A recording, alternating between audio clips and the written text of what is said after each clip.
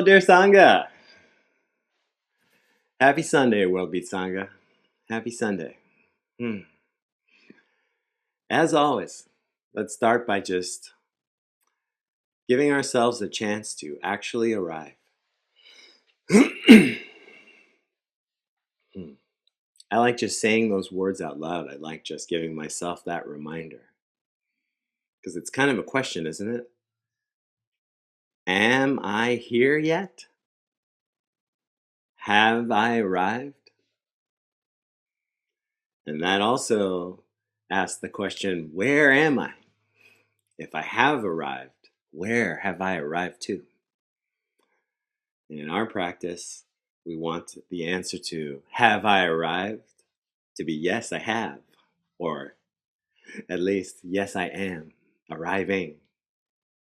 And we want the answer to the question, where have I arrived to be home? Meaning in this moment. Less distracted by thoughts of the future and of the past. Less externally focused, more internally focused. Less concerned with any goal and more concerned with just showing up fully for what is happening right now in my body, in my emotional life, and even in my mind.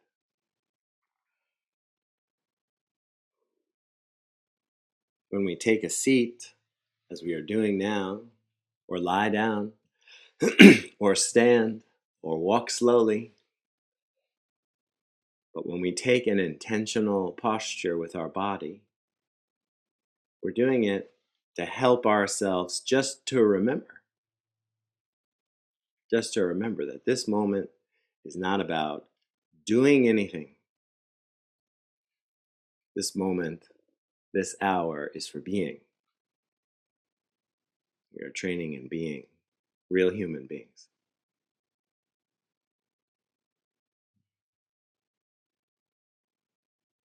And so we settle our external environments, finish shuffling our papers and silencing our devices.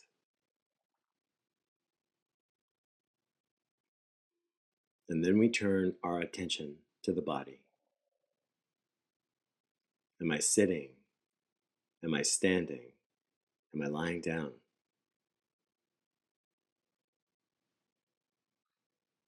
Am I breathing a short breath? Or am I breathing a long breath? Noticing without judgment. Nothing to fix. Nowhere to go.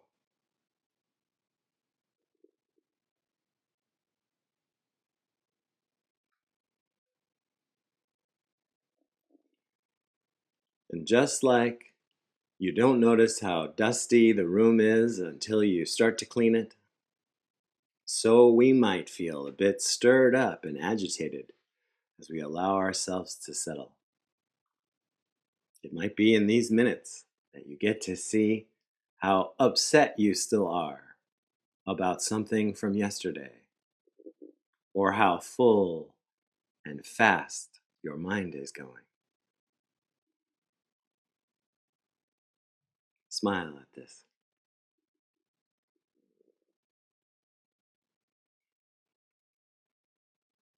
This is success in our practice.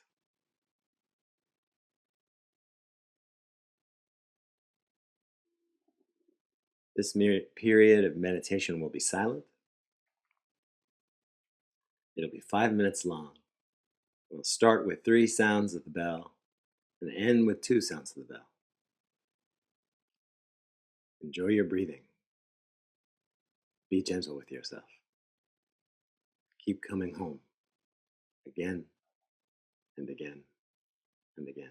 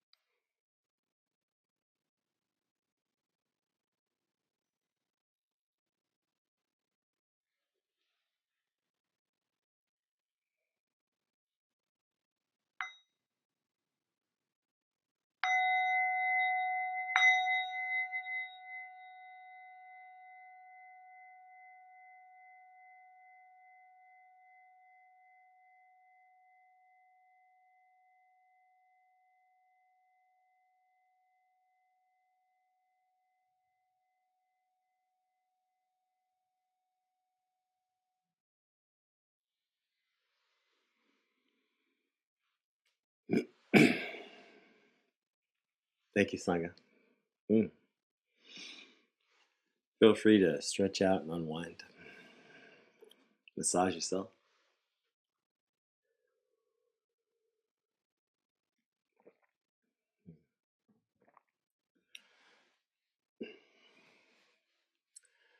So today is a very special Sangha.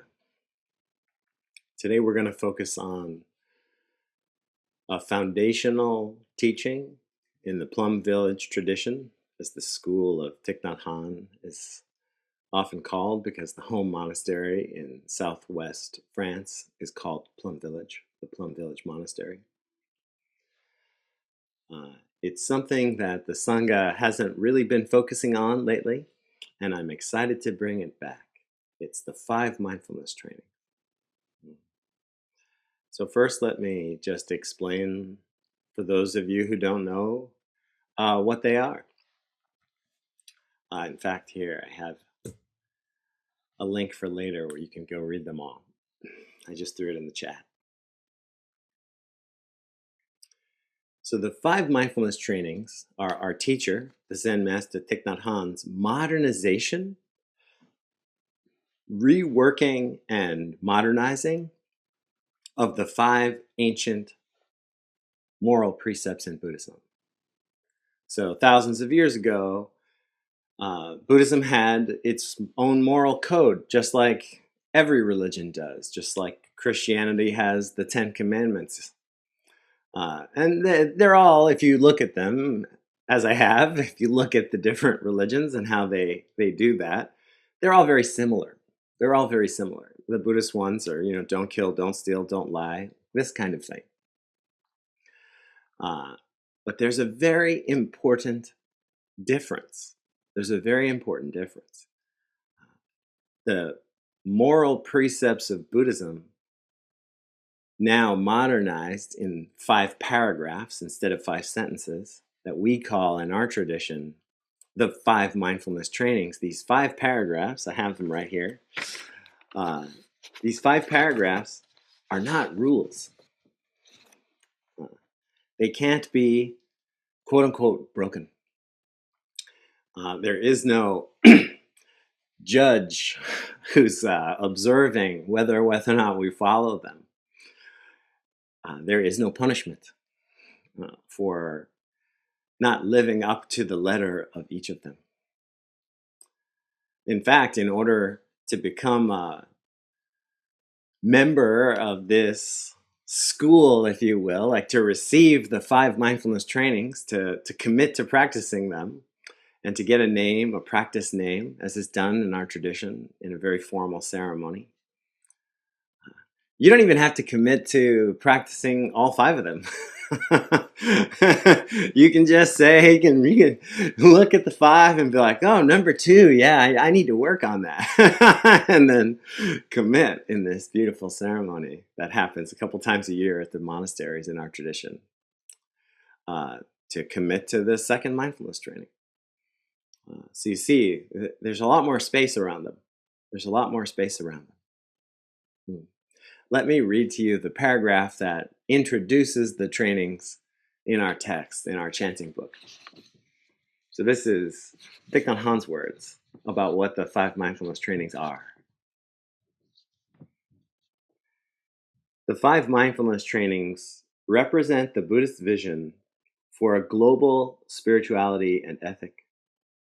They are a concrete expression of the Buddhist teachings on the 4 Noble Truths and the Noble Eightfold Path, the path of right understanding and true love, leading to healing, transformation, and happiness for ourselves and for the world. So what is he saying here? What is he offering us? It's helpful to look at everything Thich Nhat Hanh writes and says as it's some form of gift for you. That's what he's doing. So let's look into this and see what kind of gift he's offering us. What he has done is he has looked back on all of Buddhism and seen that the reason that these ideas are still here, that they're still so alive, is because they have been allowed to change, that they continue to grow, that they are not dogmatic, fixed rules that make our actions either right or wrong. That's not what mindfulness is. Mindfulness is paying attention with love. Where is the dogmatism in that? Where is the right and wrong? Do I love my friends less when they're doing stuff that people call wrong? Do I love my friends more when people see them doing things right? If so, that's not love.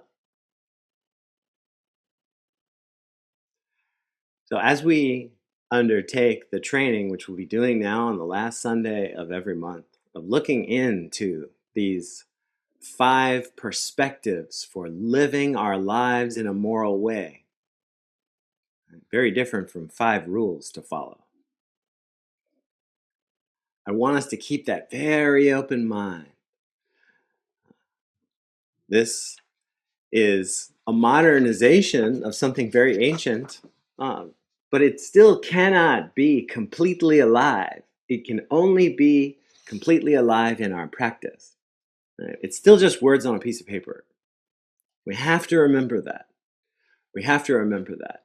These are called the 5 mindfulness trainings for a reason. There are 5 ways for us to practice, 5 supports for us to deepen our practice. When I first encountered them, I come from a Judeo-Christian background. I was raised Catholic. And I picked up the 5 mindfulness trainings and I said, oh, perfect. Just what I'm looking for, a set of rules to simplify this. I will just follow these to the letter and then I will be a good person. All right? Because this was my idea of what spirituality was. This is how I had been raised. And so I took these trainings and immediately started to just beat myself with them. If I was quote unquote following the rules, not lying and not stealing, well then I was a good person and I allowed myself to feel good that day. But if my life took me quote unquote astray, right? If I was confused, if I was stuck in some old habit to be argumentative, for example, and not practice with loving speech, as the trainings invite me to, oh, well then I didn't have permission to feel good that day. Right? Then I used the trainings as a way to punish myself and to confirm the bias that I already had, that there was something wrong with me, that I was broken in some way, and that in order to be happy, I had to figure out how to fix it, how to fix myself. This is not the practice. This is a tremendous self-violence that it took me years, with the help of teachers, to unwind and to even realize that I was doing. So you notice I haven't even introduced the trainings yet, because I wish I had gotten this kind of an introduction before these words were even dropped on my eardrums. What we're going to talk about today and begin working with this month and in perpetuity on the last Sunday of every month is not a list of 5 judges. I don't need any more judges in my life. The one I carry around in here is already doing a great job. He's judging all the time. I've got that covered. No, what I always need is Sangha, community, family, friends. And so I like to look at these 5 trainings as 5 friends. 5 friends that are just there to help me remember who I want to be. So let me give you an example of what I mean. Let's say tonight I end up at some party and I'm about to do something that I really don't want to do, like deep in my heart. Whether it's consume too much alcohol, or whether it's allow myself to be treated disrespectfully, or whether it's be unkind, whatever it might be. Imagine I'm about to take this action that is going to cause me suffering and going to cause others suffering. And now imagine that the judge is there and he comes over and he starts yelling at me. And he says, I can't believe you.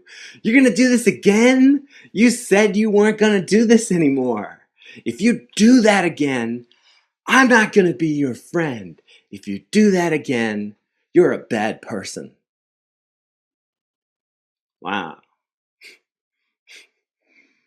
Doesn't that feel terrible?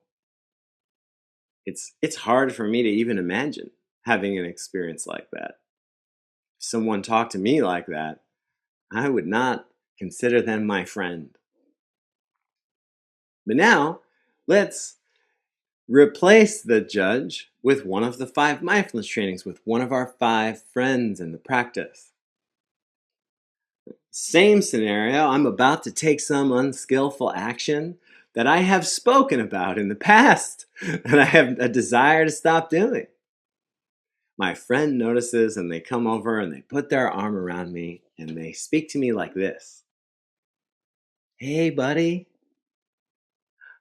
Just came over to give you some love. I see that you're about to take an action that I remember you in the past expressing a desire to stop. No matter what you end up deciding to do tonight, I'm still going to be your friend. I'm still here for you. But I just wanted to help you. Remember that in the past, you have said that you don't want to take this action anymore.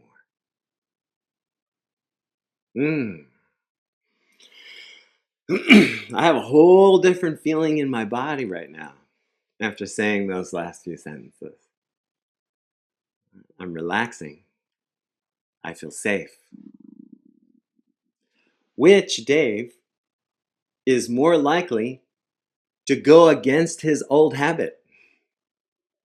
Which Dave is more likely to have the space to look at whatever is being triggered in him right then, whether it's fear or craving, that's leading him down that familiar, well-worn path to the unskillful choice, to the excess or the unkindness.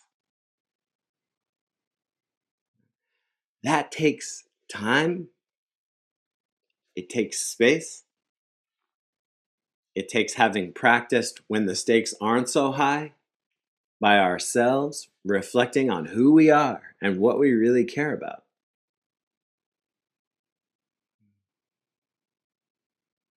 And so that good choice that I want to make is much less possible if I'm carrying around some punitive judge. And it's much more possible. I am my best self when I am with my friends. I am my best self when I am with the Sangha. So I like to look at these 5 mindfulness trainings as that exactly, as 5 friends that if I train with enough, if I reflect on enough, if I read enough to myself, that I can have them with me all the time. Have them with me all the time. The 5 of them are called reverence for life, true happiness, true love, loving speech and deep listening, and the last one is nourishment and healing. Now that we'll start doing this regularly, I invite members of the Sangha to print out or have with them on the last Sunday of the month, and I'll be announcing it via social media and my email blast as well, because it'd be nice for us to be able to go around and have 5 people take turns and each read one of these trainings. That'll be a nice thing to do. Normally, it's very easy when we're all in person because I just hand out a bunch of these pieces of paper and ask for volunteers. But I understand that's a little bit more technically challenging right now via Zoom. So rather than make you listen to me read this whole 2 pages, which I think would be very boring for all of us. I'm just going to read the first one today. I'm just going to read the first mindfulness training, Reverence for Life. And I'm going to say a little bit about it, and then I'm going to open it up for Dharma sharing and questions and answers. So please find a nice, comfortable seat and allow these words to just fall on you like Dharma rain. Try not to focus on whether you agree or disagree, like or dislike what you're hearing. Try instead to just understand it.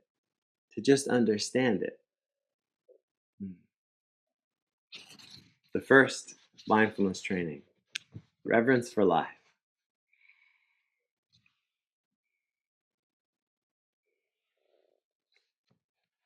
Aware of the suffering caused by the destruction of life, I am committed to cultivating the insight of interbeing and compassion, and learning ways to protect the lives of people, animals, plants, and minerals.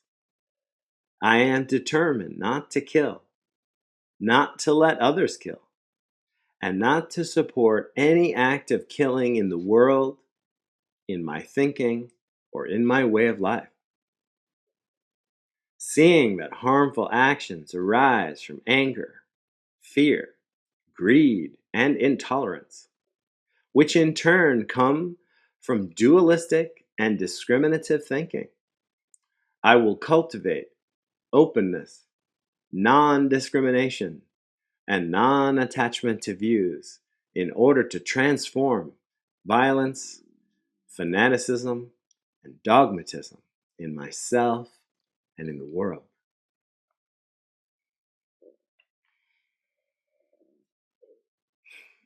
Woo! There's a lot there, huh? There's a lot there. Yeah. Just like when a friend is standing beside me, when a human friend is standing beside me, and I don't pretend to be able to hold everything that they are. I don't pretend that I understand to the deepest level everything that they are. So it is with these 5 friends. You will find, as I have, if you spend years reading and rereading and reflecting on these, that they're endless. They're endless. They are so deep that you can really just focus on practicing one and you end up practicing all 5 because they inter-are. They inter-are. So perhaps you have a little bit more of an understanding now of what I've been trying to say.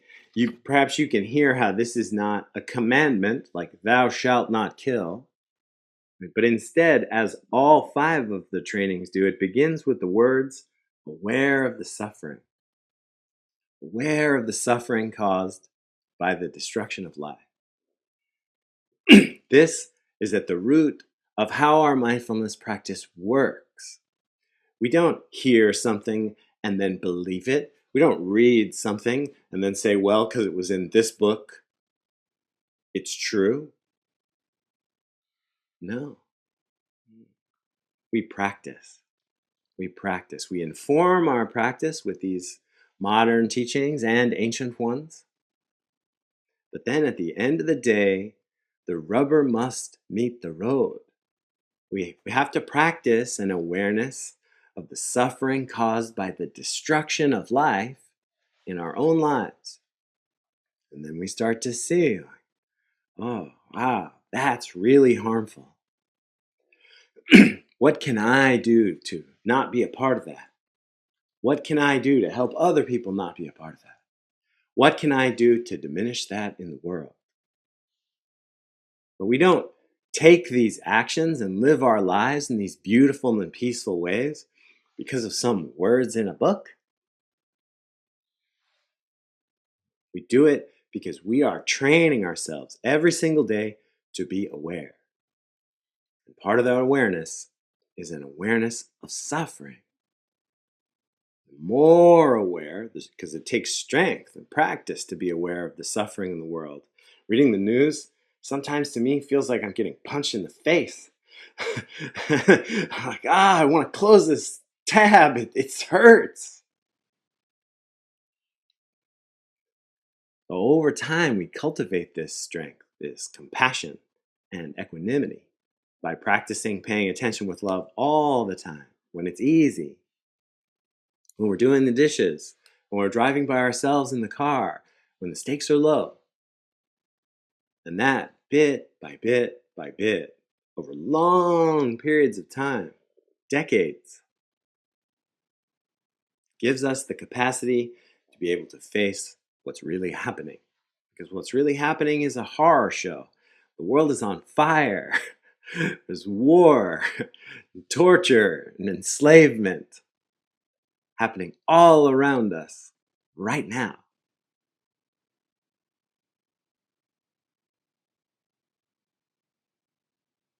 Being able to see it, really see it, is very difficult. It's very painful. So this first mindfulness training of reverence for life is not some rule about never killing. When I boiled the water to make this cup of coffee today, I killed 1 million microorganisms. Does that mean I am not mindful? Does that mean I have done something wrong? Does that mean I am broken? No, of course not. But if I am aware when I boil that water, when I push the button on my electric kettle, if I am aware that I am about to kill 1 million microorganisms so that I can enjoy that cup of coffee, then I am practicing well. Maybe I can silently thank them for their sacrifice so that I may have this pleasure. And the more I look at everything that way, the more my compassion grows, the more my love expands, the more my mindfulness deepens and becomes less of something I'm doing or overlaying on my life, and it becomes more of something that I am. That I am.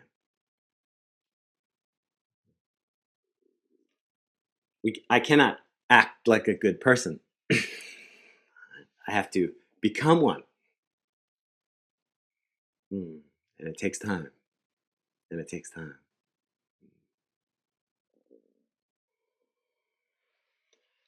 I could go on, but I think I have sufficiently introduced the trainings.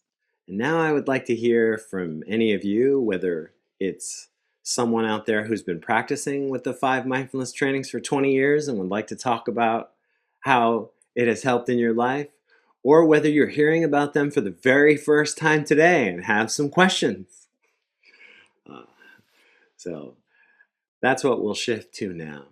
As always, when we're Dharma sharing, we maintain a few guidelines just so that we can keep this space really safe. I like to look at what we're about to do as 2 meditation practices happening simultaneously and in support of one another. First, there's the practice of the person who feels inspired to share. You raise your hand with the Zoom icon, and I will invite you to unmute. And then you're invited to share very personally about your practice. You're not here to entertain us or try to teach us anything. We want to hear about what's in your heart right now. And as you're doing that, you are practicing the meditation of loving speech, right? You're listening to your own heart, and you're trying to express it to us in a loving way. You're addressing the entire group, just as I am now. There is no crosstalk, so we don't talk to each other back and forth. We don't offer anybody any advice. The only person who answers a question, if a question is asked, is me. And that's just in the interest of keeping the space really safe. And then when you're done sharing, you bow out and let us know you're done. Simultaneously, while that's happening, the rest of us, the listeners, are practicing the meditation on deep and compassionate listening. We have the very strong habit when someone is talking to us to be listening more to ourselves than we are to them. Firstly, we're doing that because we're anxious, somewhat naturally, somewhat understandably, about what we're going to say in response. We want to look smart. We want to be clever. We want to help. But there's none of that here. You are not invited to respond to anything anyone has said.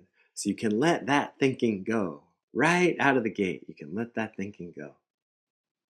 But then, even beyond our anxious desire to respond, to have some clever reply, there's another part of our brain that is also just in judgment.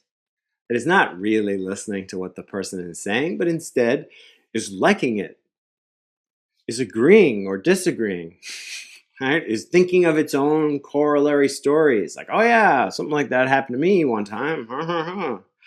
But if we listen to that voice too much, then pretty soon we've stopped listening to the other person altogether. We're just, as we do, listening to our own thoughts and some kind of obsessive fascination. True listening, deep listening, means putting that down over and over again, seeing the judgment. I like that. Putting it down and returning to, but I'm here to listen for the purposes of understanding. I don't agree with that. Putting it down and coming back to the person. Doing this over and over again. This is difficult practice. It's one of the reasons why we do it every week. By our nature, we're not very good at listening. We're not very good at listening, myself included. And so we have this opportunity every Sunday to train, to give the gift to the speaker of our best attempt at non-judgmental, deep listening, at listening for the purpose of understanding. So whether they're asking a question of me, or whether the person is just sharing about their own practice, give them that gift. Give yourself that training. So with that, I'm going to bow out and the floor is open. Please use the Zoom icon if you'd like to share some of your experience or ask me a direct question.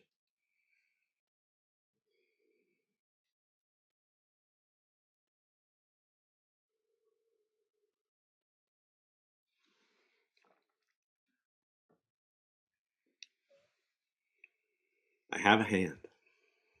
I'm inviting you to unmute. Can you start with your name and where you're joining us from, please? Yes, hello. My name's Rachel, and I'm in San Antonio, Texas. Hi, Sangha. Hi, Rachel. Hey. This is actually, oh my gosh, what a topic for me. So I've been practicing about 2 years, so not very long. But one of the things I do, I have like a morning routine of prayers and things like that. And one of them is a very, very abbreviated form of the Five Mindfulness Trainings. I say it every day. I don't know if you're supposed to do that or not, but it helps me. And this is just going to sound so silly, and but it shows what a huge change in me there has been. So my husband brought in one of the hummingbird feeders into the kitchen to refill it, and it was covered in ants that proceeded to go all over the kitchen. So he and walked into the kitchen, and he's squashing all these ants. He's just killing them, and I'm like, oh my god, he's killing all these ants, and it really upset me that. And I told my daughter, she was like, well, what are you so upset about? The ants, they don't belong in the kitchen. And which is kind of true, but I don't know how to get a bunch of ants and gather them together and put them back outside. So anyway, these ants got moved on to their next their next life, and it just in the old days that would have been me. They're just ants. Get rid of them. but it actually really disturbed me because I felt like I was breaking one of my trainings that I say every day. It's like, and I even had one on me, and my automatic reaction was to hit it and squash it, not take it outside. And anyway, I was just like, oh my God, this just goes against everything that I am. And so I don't know. It's kind of silly. I mean, you might say, well, like my daughter did, well, they're just ants, but they're still a life. And, I have no idea what a solution to that would be. And I hope we don't get ants in the kitchen again, because I might have to experience the whole terror again. But that's just an example of how the practice and the trainings have changed my attitude towards living beings of all kinds. Even spiders now, we don't squash them; we put them outside.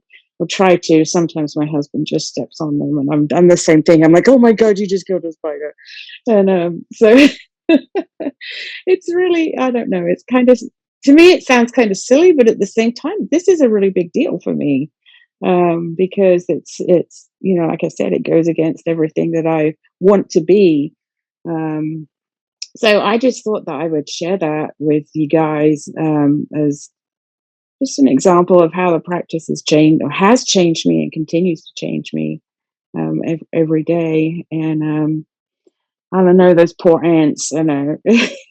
I just hope. I hope they're happy wherever they may be right now. So, thank you so much, Sangha.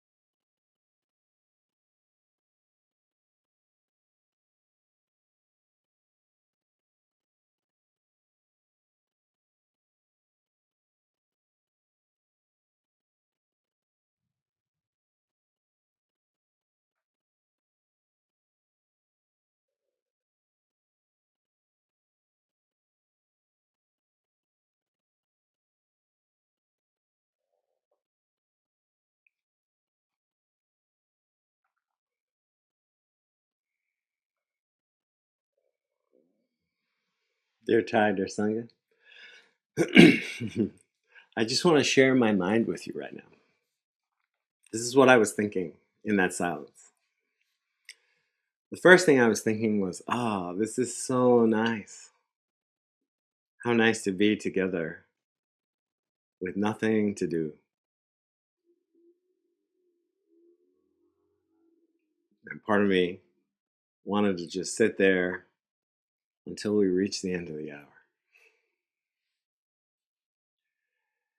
But then another part of my mind was a little bit anxious. I'm wearing another hat. I'm not just here in participation. I'm supposed to be holding this space. So they tell me. And so as the facilitator today, there was a part of my mind that was anxious about that silence. Very few people are on camera today. I was like, wow, I gave them a link. Like, is everybody just sitting there staring at their computer, reading the 5 mindfulness trainings? Because that could happen, right? That happens sometimes in person when we gather and hand these out as it's been more traditionally done pre-COVID.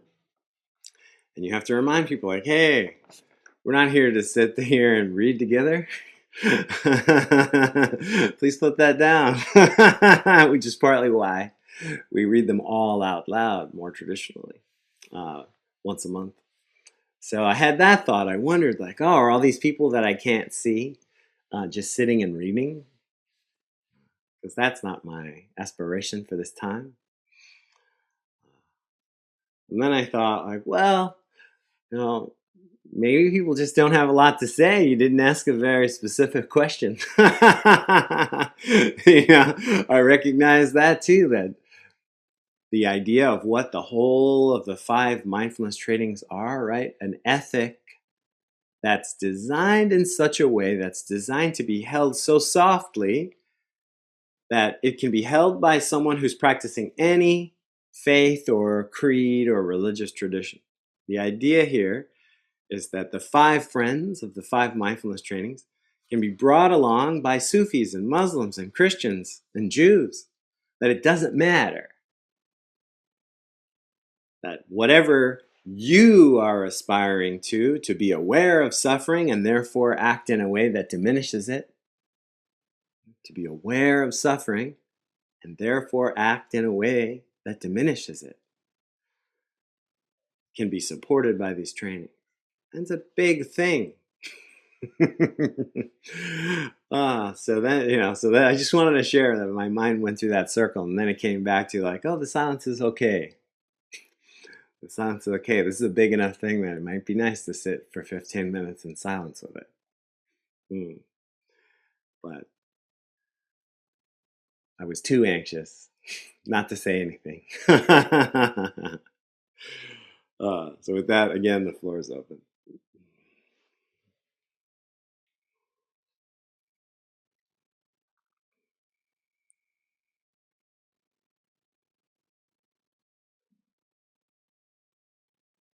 I have a hand.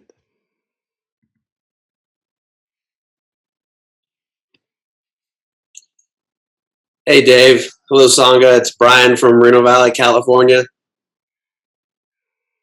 Do you have any advice for us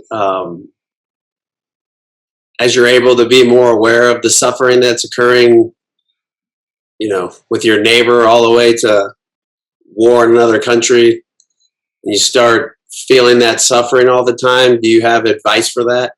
I know that can sometimes be overwhelming. Thanks, Brian.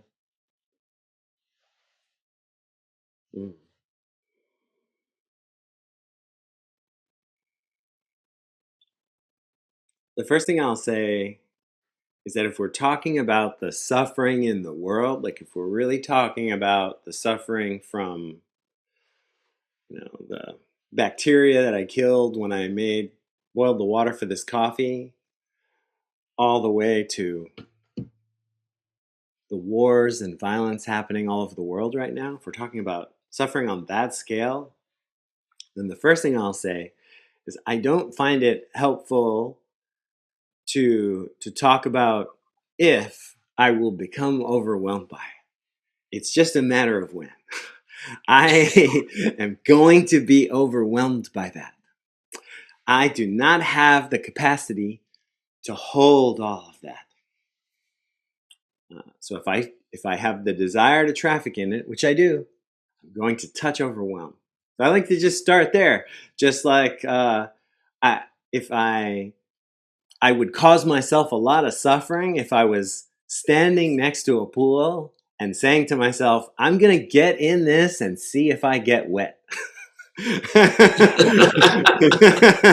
That would cause me suffering, right?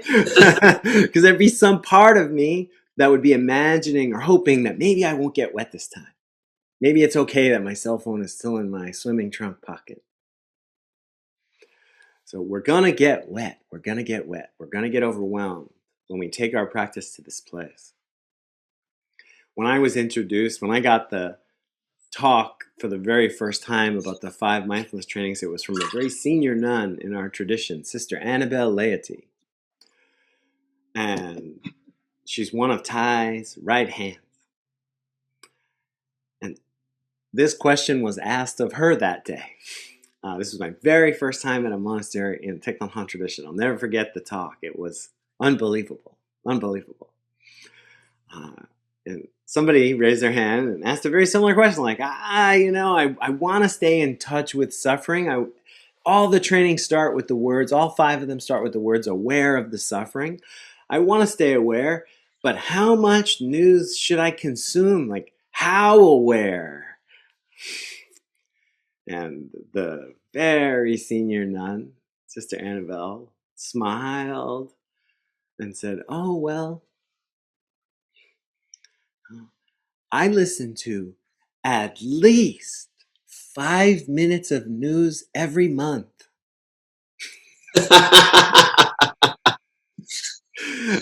She said, of course, the content of it is always the same. It's always about people suffering and therefore causing suffering for others. It's always the same. She said, but I like to listen to it, at least 5 minutes of it a month, to remind me how much suffering is out there.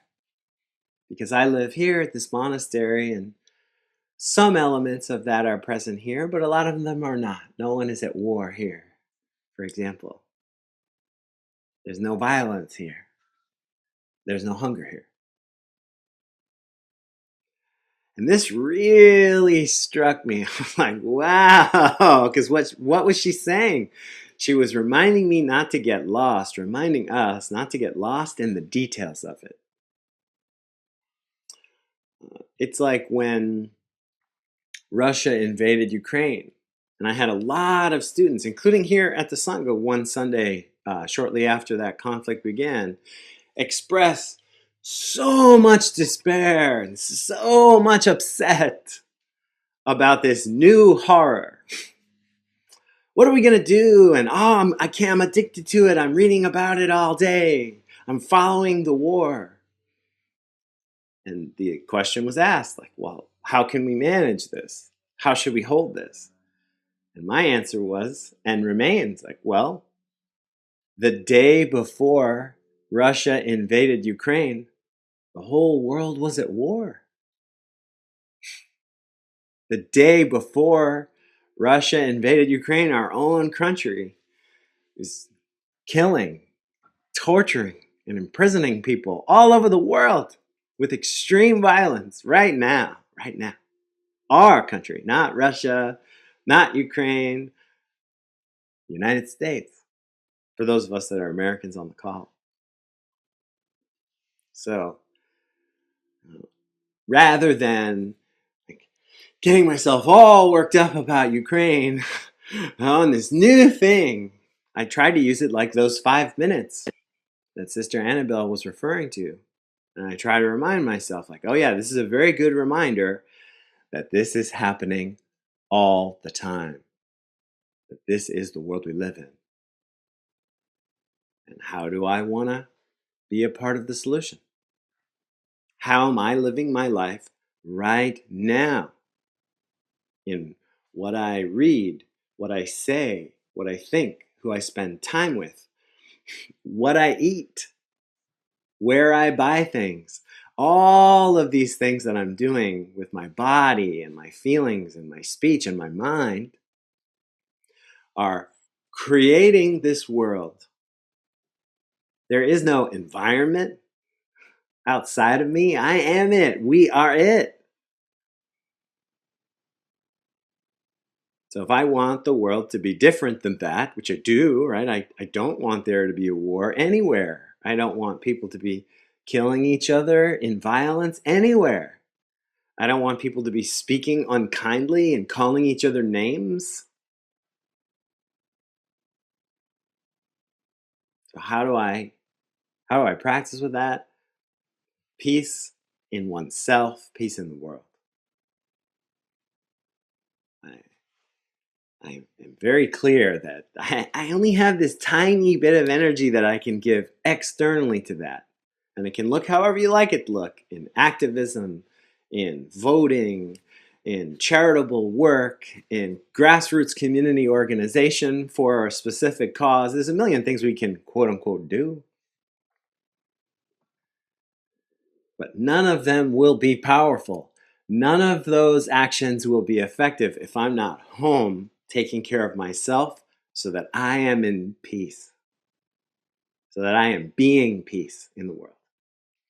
If I bring the same anger to my activism and my peace work that people bring to their racism or their classism or their nationalism or whatever it is that they're doing that's dividing instead of bringing people together as a family, if I bring that same energy to my work, even if its aspirations are peaceful, it will not produce peace because I am not being peace. I'm still part of the problem.